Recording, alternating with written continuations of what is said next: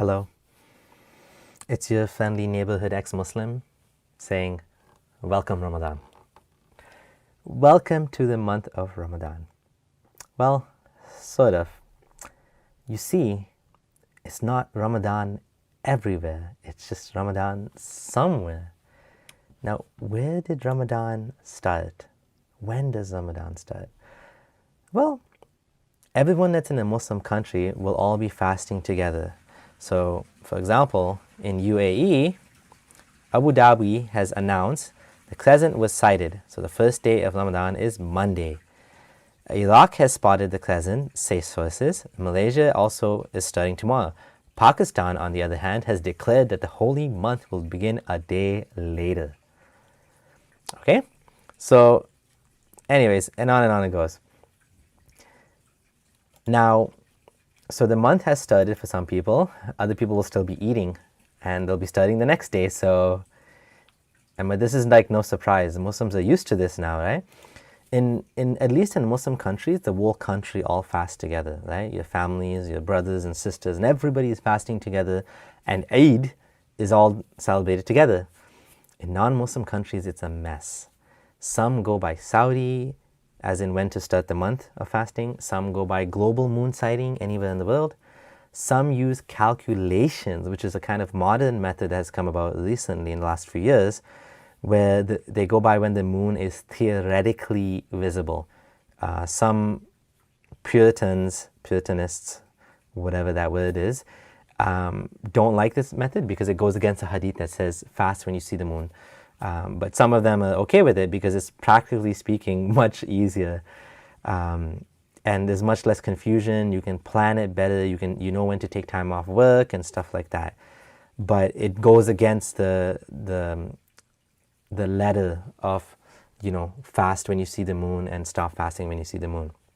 So many people, including Salafis and including many madhabi followers as well, don't agree with this method. In Toronto, there's a moon sighting committee. Actually, they go by a moon sighting anywhere in North America or Guyana. So that's considered local moon sighting. And that's the approach I used to use as a Muslim. I remember staying up late at night sometimes wondering, am I going to be fasting tomorrow? I remember confusions where the mosque once announced it was Ramadan, and then they had to cancel it because it turns out the moon sighting made a mistake or something. It's honestly chaos. It's also chaos because in one family, sometimes you have some people that are fasting, some people that are not fasting. And then when it comes to Eid, you have some people that are celebrating Eid, and you have the get-togethers and they're all dressed up and going to pray, and the rest of the people are still fasting in the same family. So it's not fun, right? And, it makes it hard to plan time off because you don't know when Ramadan is ending. You don't know when to take time off for Eid, right? And, you want to spend time with the family after a big, long month of fasting. You want to celebrate. But it's difficult because you don't know when month is going to end. And some people fast 29 days, some people fast 30 days. I mean, like I said, even in the same country, you have people, some of them doing less fasting, some doing more. It's not fair, is it? It's definitely not fair that, in Makkah, they're just doing 13 hours of fasting, which is a very reasonable fast to do. You wake up, by 7 a.m., you finish food, or 6 a.m., and by, 7 p.m. at night, you can eat your dinner. It's like a long day of not eating, but it's not bad. Now compare that to right now in Canada or in North America in general, and many places in the world, even in UK, the fast is like 18 hours. It's from like 4 o'clock in the morning till 8 o'clock at night.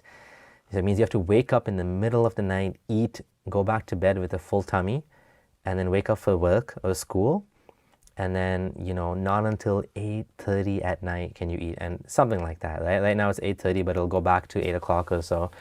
The times are changing. It shifts throughout the year.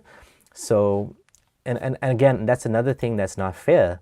In the country or in the area, in the region where Prophet Muhammad's religion was born, it's consistent because it's closer to the equator, and it's, all the way across the year, it goes from 11 hours to 13 hours.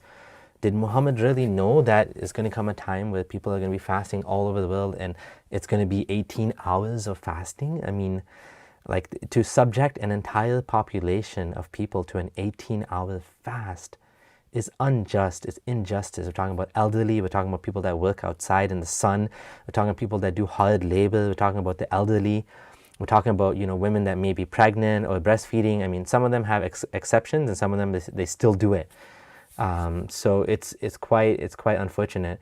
And even if, you know, we get those other shorter fasts, 11 hours, the fact is it still doesn't make up for the fact that there's, you know, like 15 years of like long ass fasting, right? Which are like incredibly tough, because it just saps the energy out of you day after day, right? So, you know, if you don't suffer from these wide swings in prayer times, it's actually much more reasonable.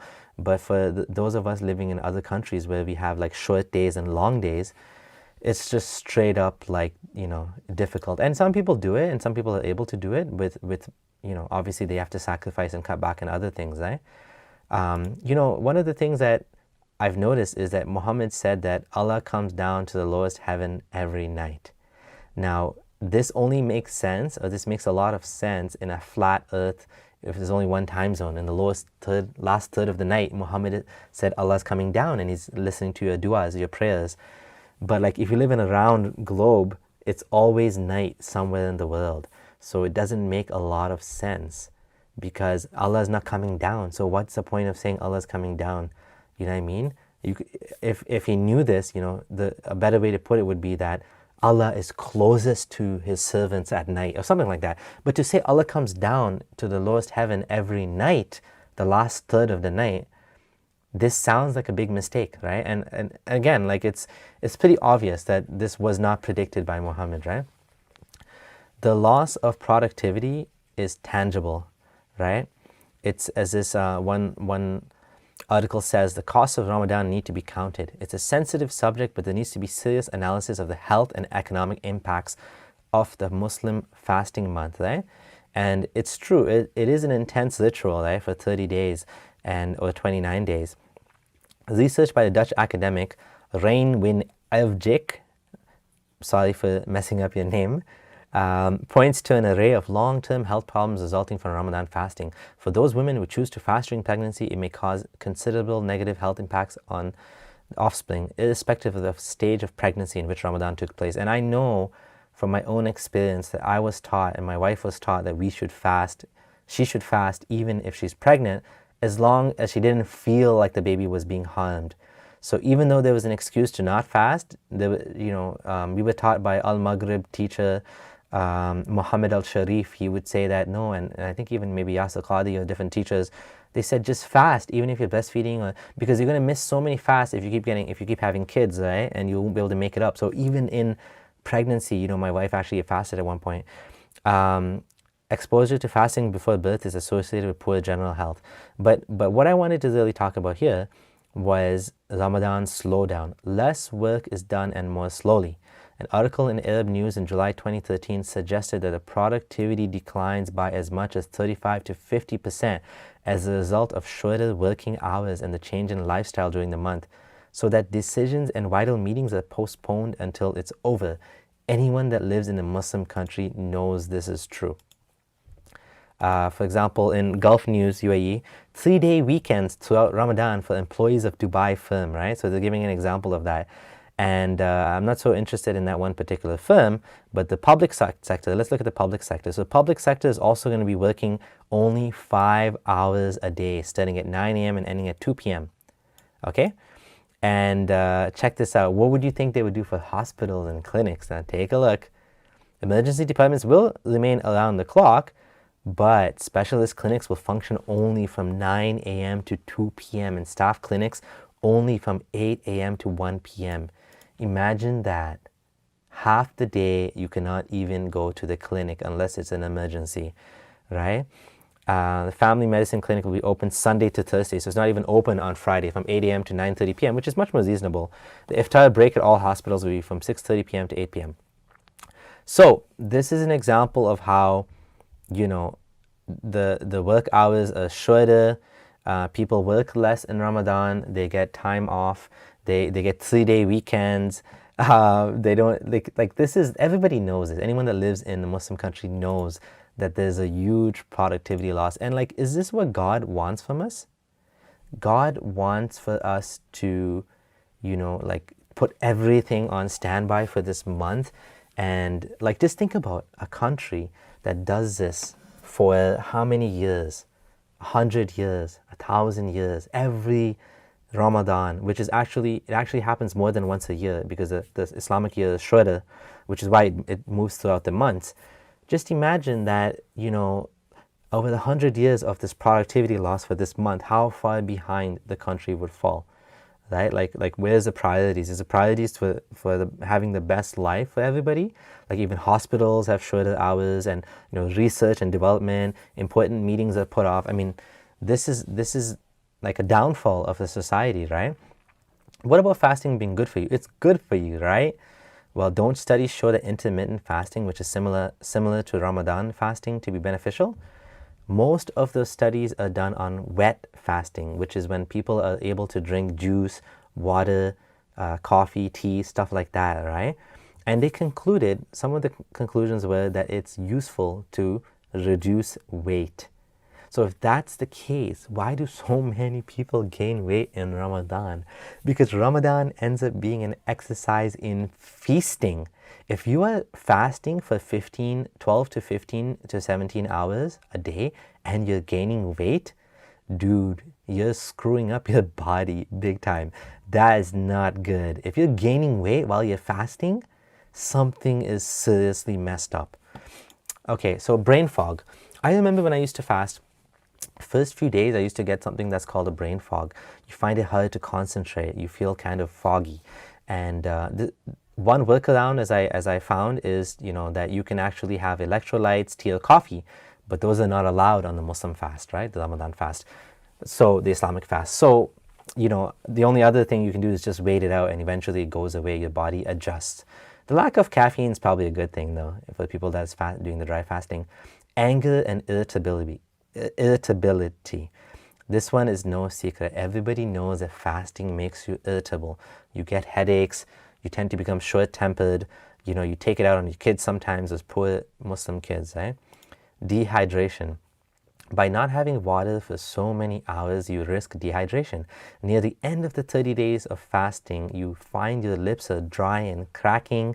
There's just not enough water you can drink, and also while eating in those few hours. I've heard of kids fainting. One of my friends told me he actually fainted. He was I believe he was in Dubai, and he was fasting all day, and obviously it's hot, and he just fainted, right? So bringing up the topic of kids fasting, what about kids fasting? This is quite problematic.